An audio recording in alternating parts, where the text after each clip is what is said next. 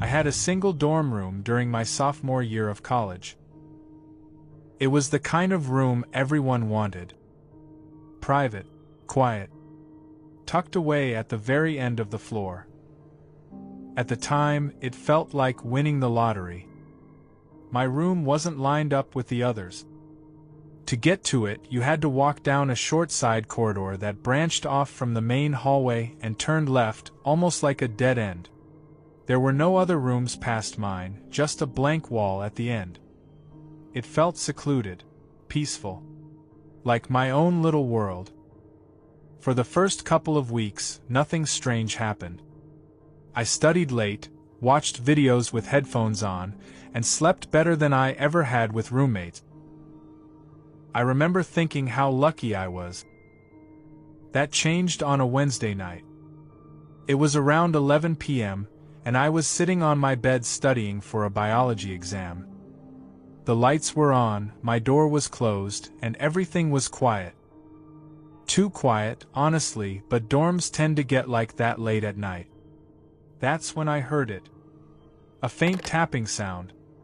At first, I barely noticed it. It was so soft that I assumed it was the building settling or the air conditioner clicking on and off. I kept reading, trying to ignore it.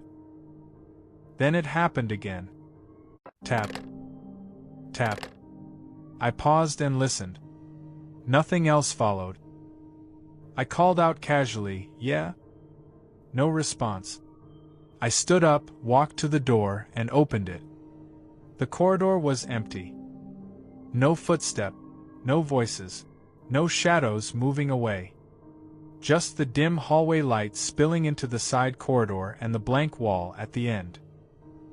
I stepped out and looked toward the main hallway. Nothing. I shrugged it off, closed the door, and went back to studying. Old buildings make noise. That's what I told myself. The next night, it happened again. This time, it was unmistakable. 3 slow knocks. Not loud. Not aggressive. Just deliberate. My heart rate jumped immediately. I sat up in bed and stared at the door. "Who is it?" I asked. Silence.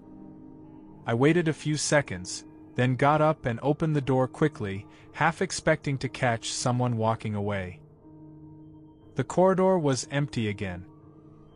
No footstep. No movement. No sound.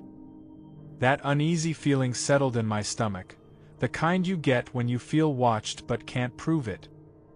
I locked the door that night, even though nothing else happened. On the third night, things escalated. I went to bed early, around 10 p.m., exhausted from studying all day. I fell asleep almost immediately. Sometime between 2 and 3 in the morning, I was jolted awake by a loud pounding on my door. Not knocking. Pounding. The sound was violent enough that it rattled the door in its frame. My eyes snapped open, and I sat straight up in bed, heart racing so hard I could hear it in my ears. The room was dark except for the faint glow of the hallway light seeping in from under the door. I didn't move. Then came another knock. Slow. Heavy. Intentional. Someone was standing right outside my door. I whispered, barely loud enough to hear myself, "Who's there?" No answer. I stared at the crack under the door. I couldn't see feet, but I could tell someone was close. Too close. After a few seconds, there was one more knock, deeper than the others. Something in me snapped. I jumped out of bed, crossed the room, and yanked the door open. The corridor was empty. But this time, I heard something. Footstep. Fast footsteps moving away. I took off after them without thinking. Barefoot, heart pounding, adrenaline drowning out every other thought. I ran down the side corridor and turned into the main hallway just in time to see the back of a figure disappearing around the far corner near the bathrooms. I chased them.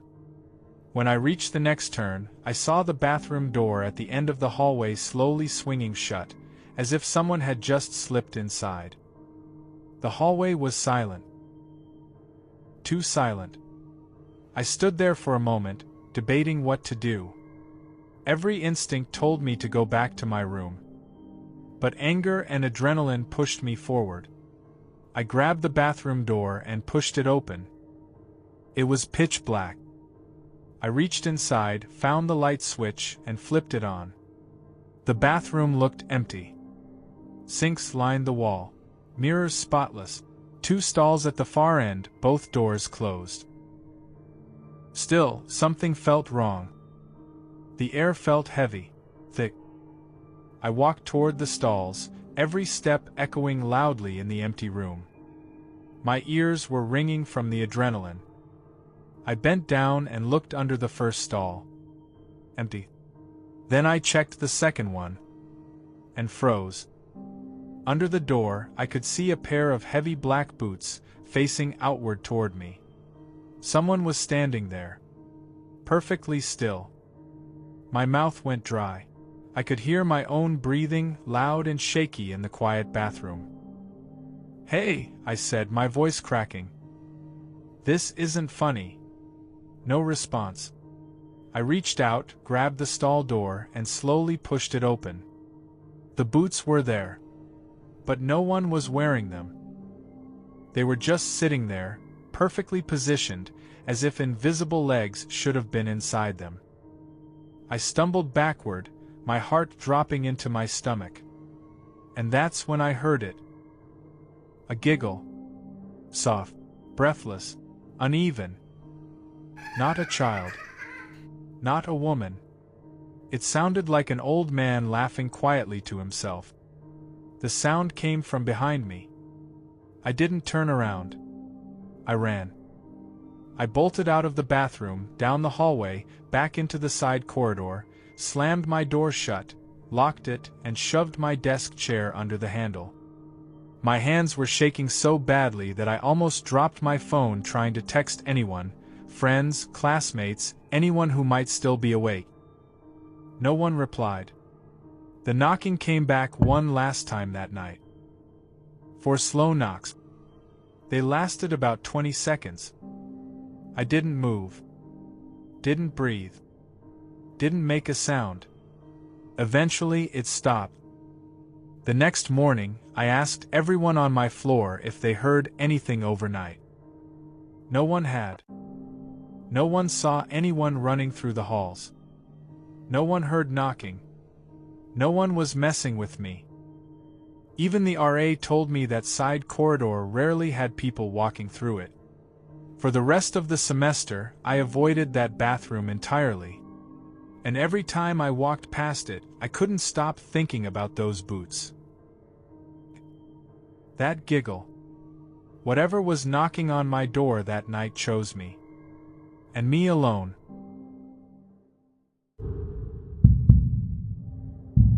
When I moved out of my parents' house for the first time, I didn't have many options. My dad's friend, Kathy, told me she had a 2-bedroom apartment available for a very low price. The catch was simple. I'd have to share it with an older woman she had recently found as a roommate. Her name was Betty.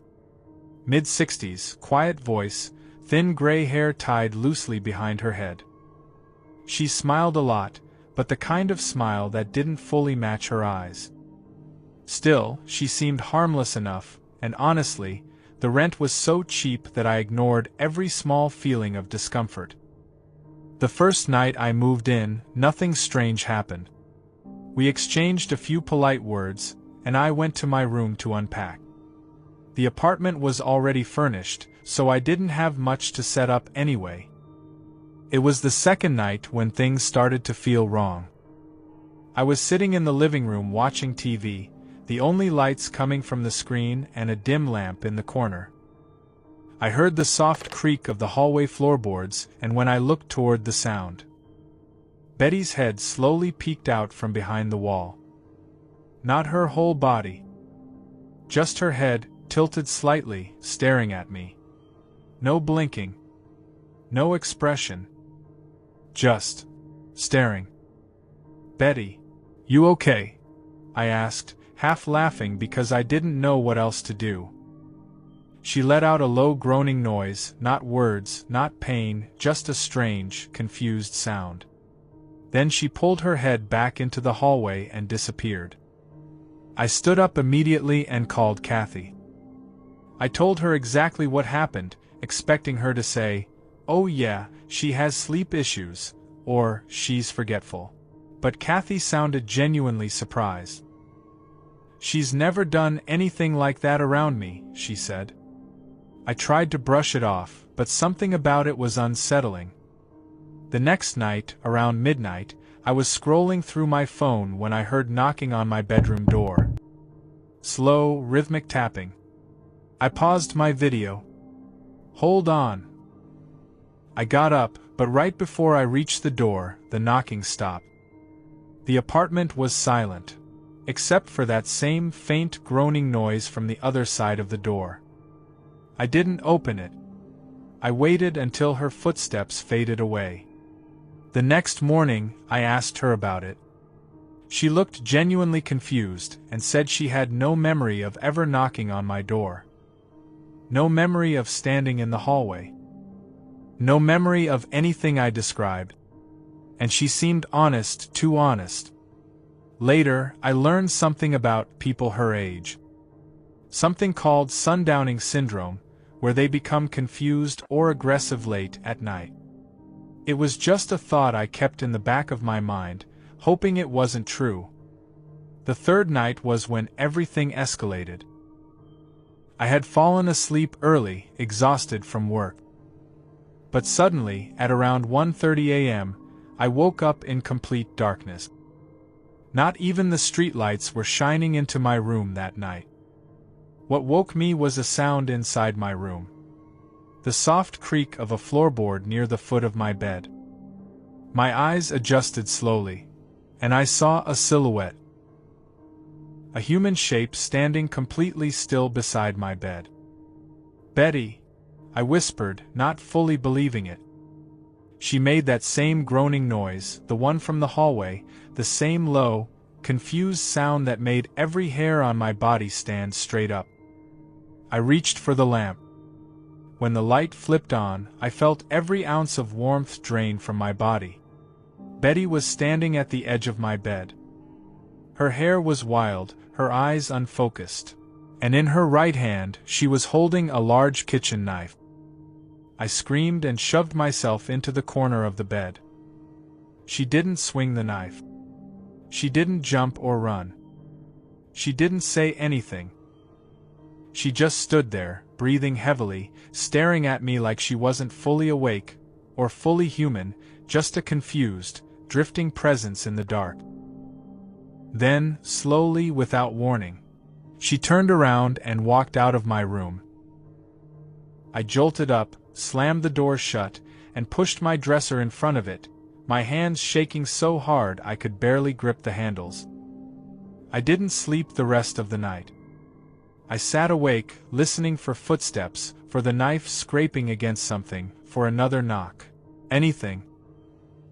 But she never came back. When morning finally came, I called Kathy immediately. She came over, and I explained everything, every detail, including the part about the knife. Betty apologized over and over again, claiming she had no memory of any of it. She looked terrified of herself. Kathy looked even worse, realizing she had unknowingly put me in real danger.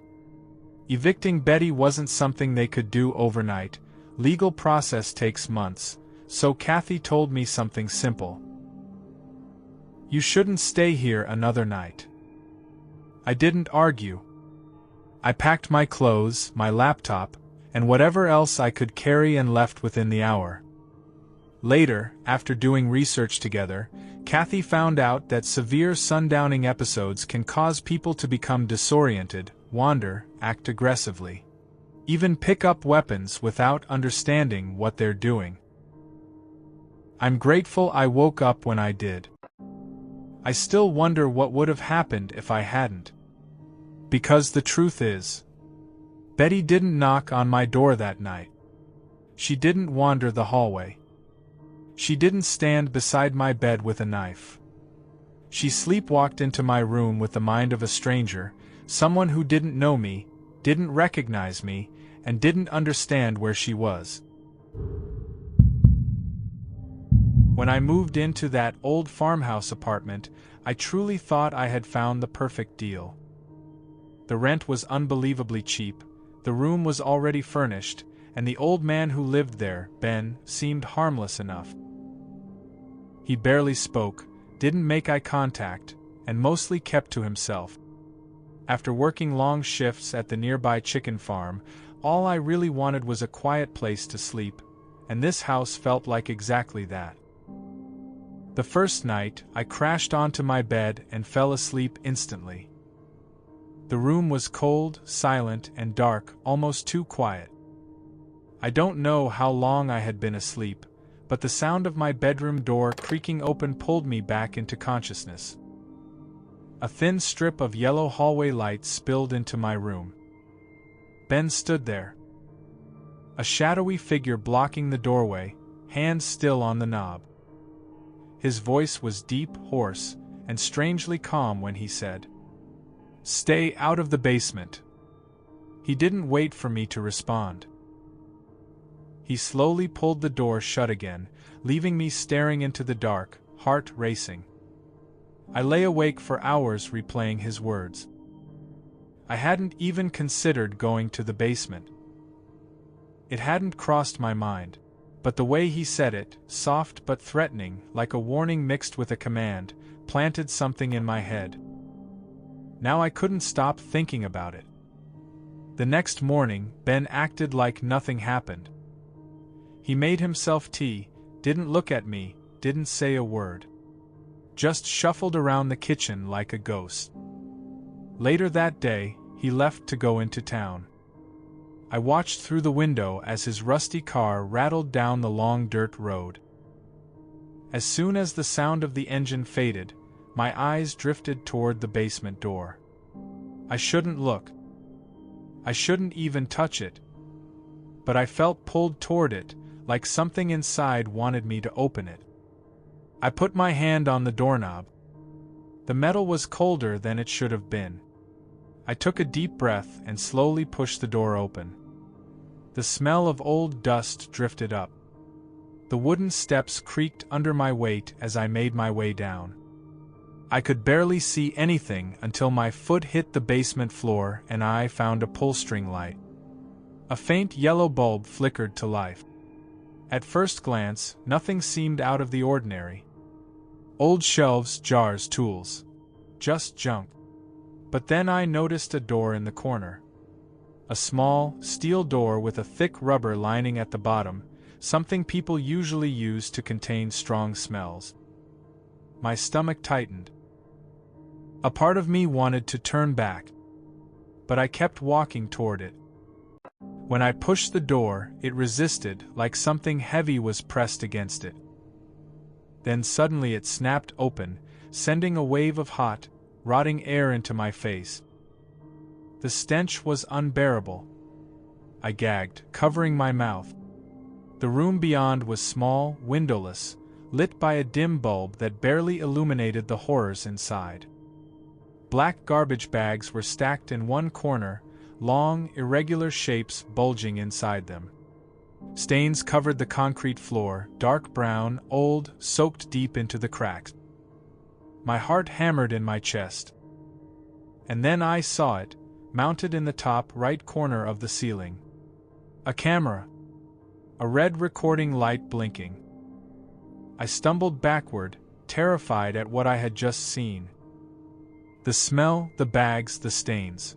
And now a recording camera? My mind raced with what this room was used for. Nothing good. Nothing legal. Nothing human. I scrambled upstairs, nearly tripping over myself. Once I reached my room, I threw everything into a trash bag as fast as I could. My hands were shaking uncontrollably. And then, the front door opened. Heavy footsteps entered the house. Slow, steady. Ben was back. I froze. From my room, I heard the basement door creak open and footsteps descending.